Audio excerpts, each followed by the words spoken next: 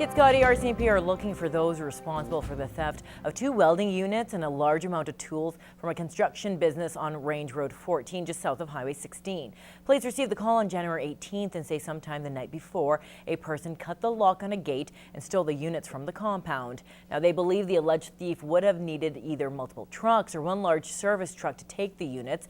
They're described as a blue Miller Trailblazer 325 and a red Lincoln 205G. Now, if you have any information on the theft, you're asked to call Kitscoty RCMP at 780-846-2870.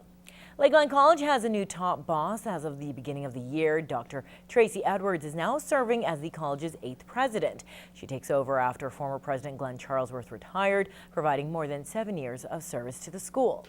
So originally from Kingston, Ontario, Edwards has worked at a number of colleges in the United States before most recently serving as president of Lethbridge College for 7 years. I left Lethbridge about a year and a half ago because I thought I was going to retire, and then the opportunity came up at Lakeland, and I know Glenn Charlesworth quite well. We're good friends, and I know all the cool things that have been happening at this college, so I saw it as a really good opportunity.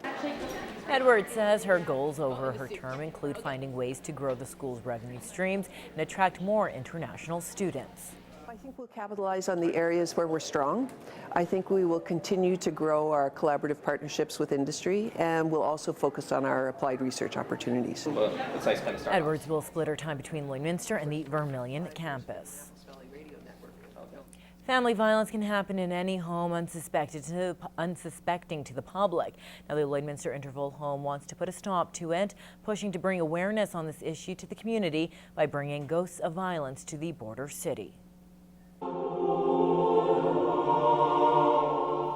The Atlantic Ballet of Canada's performance of Ghosts of Violence aims to bring awareness, understanding, and action to family violence against women and children. And Angela Rooks-Trotzik says it's not your typical ballet performance. It incorporates media, it incorporates different elements into it, and it's more of a modern type of interpretation of ballet. So that's kind of interesting. So I think people will be surprised when they come and hear, see the ballet. All proceeds from the event will go to support the Dalmar Manor, a long-term residence for women and children. It's a 5-unit apartment building that the society owns, and so they can stay in their own unit for up to a year with the support of staff and programming right in the building. So they moved from emergency shelter over to our second stage and still continue to receive supports while living on their own. The Interval Home receives government funding for their core services, but raise money for 50% of their budget each year. The event will be on February 5th at the Vic Juba Theatre, and to purchase tickets, for more information you can visit intervalhome.ab.ca. Well, there are many good reasons why a child should learn how to play a musical instrument. From working on their coordination to gaining confidence, children are able to express themselves in a new way. Now, as we see in this week's Beyond the Classroom, a one-on-one program is offering students private lessons right in their own school. 1, 2, 3, 1, 2. From the piano to the guitar, Silver's forward with the sun shining through. to the singing, these students are just a small sampling of the dozens that get private music lessons at Winston Churchill Elementary School. Naomi Brand is only in kindergarten, but she's already tickling the ivories. She's been playing for 3 months now thanks to the Friends of Performing Arts program.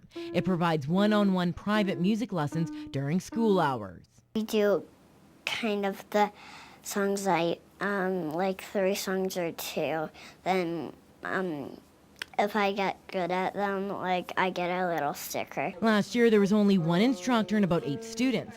This year, enrollment has tripled. There are 3 instructors with dozens of students itching to learn how to play an instrument. The number one part about this program has to be, I guess, getting to bring my guitar here and learn different songs. I like it because I used to be in classes where there was other people, but I like privates better. One of the biggest draws for the FOPA program is that students can learn during the day, because for some families, life is just a bit too busy after school with other commitments. I prefer to have it in school because I have so much work after school, like all the sports. The music lessons are once a week for half an hour, just enough where it doesn't affect their schoolwork. Now, the principal says learning to play an instrument helps their studies in the long run.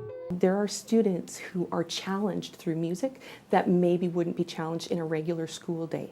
It provides them that opportunity to have their brain active, their body active.